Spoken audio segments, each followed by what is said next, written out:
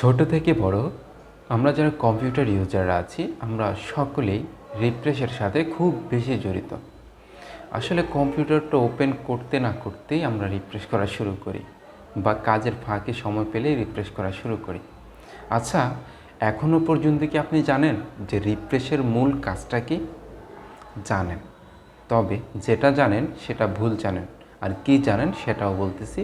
আপনি জানেন যে অতিরিক্ত রিফ্রেশের ফলে আমাদের কম্পিউটারের গতিবেগ বেড়ে যায়। আসলে বিষয়টা পুরোপুরি বিপরীত।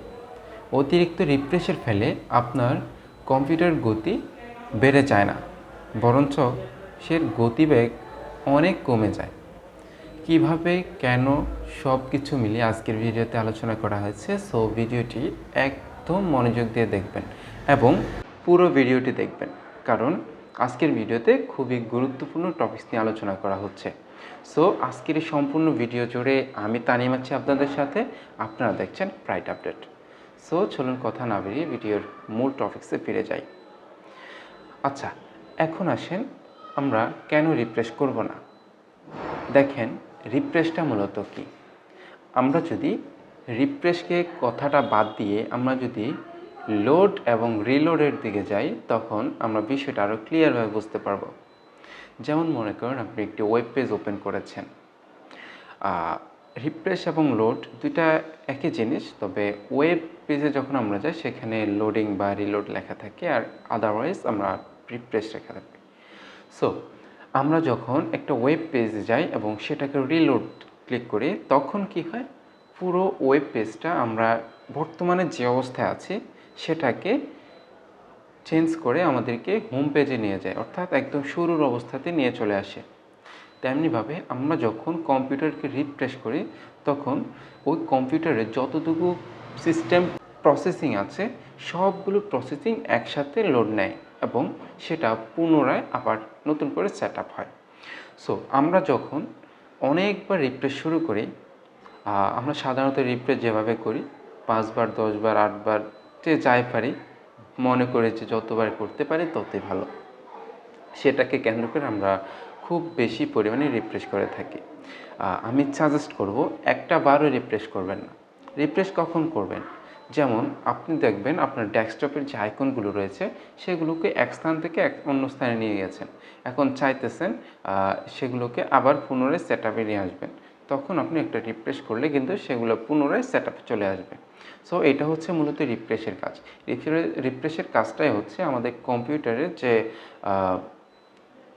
সিস্টেমগুলো এলোমেলো অবস্থায় রয়েছে, যদিও এলোমেলো না, যেটা ভিন্নভাবে রয়েছে, ভিন্ন আকৃতিতে রয়েছে, সেটাকে সঠিক আকৃতিতে আনার জন্যই কিন্তু আমরা রিফ্রেশটা ইউজ করি এবং সেটাকে এই কাজেই মূলত ব্যবহার করা হয়। আমরা যেটা জানি, অতিরিক্ত রিফ্রেশ করলে কম্পিউটার গতিবেগ বেড়ে যাবে। বিষয়টা তা না, অতিরিক্ত রিফ্রেশের ফলে কম্পিউটার গতিবেগ কমে যেতে পারে।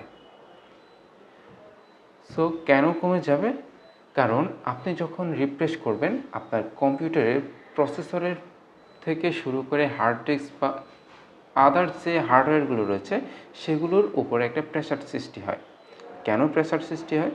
কারণ ওই রিফ্রেশে ক্লিক করার ফলে আমাদের কম্পিউটারের যতগুলো সিস্টেম রয়েছে, যতগুলো প্রোগ্রাম রয়েছে, সবগুলো একসাথে একই টাইমে রিলোড হওয়া শুরু করে এবং প্রত্যেকটা সিস্টেম যখন একসাথে রিলোড হওয়া শুরু করে তখন তার প্রসেসরের উপর একটা হিট আসে। সো এই ক্ষেত্রে আমাদের কম্পিউটারের গতিবেগ খুব কমে যেতে পারে। যদিও সেটা খুব রিসেন্টলি হবে না, তবে ধীরে ধীরে সেটা আপনার স্লো হয়ে যাবে। আপনারা যে বলছেন আমার কম্পিউটার তো প্রথম অবস্থাতে অনেক ফাস্ট ছিল, এটা আস্তে আস্তে কেন এটা ল্যাগ করছে, কেন এটা স্লো হচ্ছে, আমি বলবো ফার্স্ট কারণ হচ্ছে রিফ্রেশ। অতিরিক্ত রিফ্রেশের ফলে কিন্তু কম্পিউটার স্লো করে।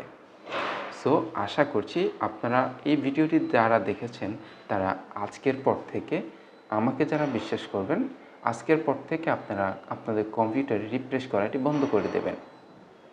1 সপ্তাহ 1 মাস রিফ্রেশ করা বন্ধ করে রাখুন, দেখেন আপনার কম্পিউটার কোনো ক্ষতি হচ্ছে কি না।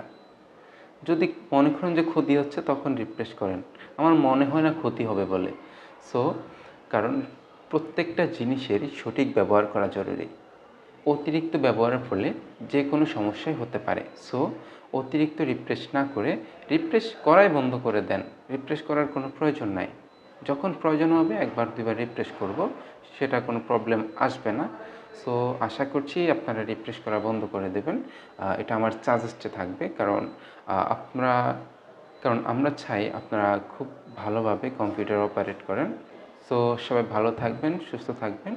দেখা হবে নেক্সট কোনো এপিসোডে। তো তার আগ পর্যন্ত এখানেই বিদায় নিচ্ছি। ধন্যবাদ।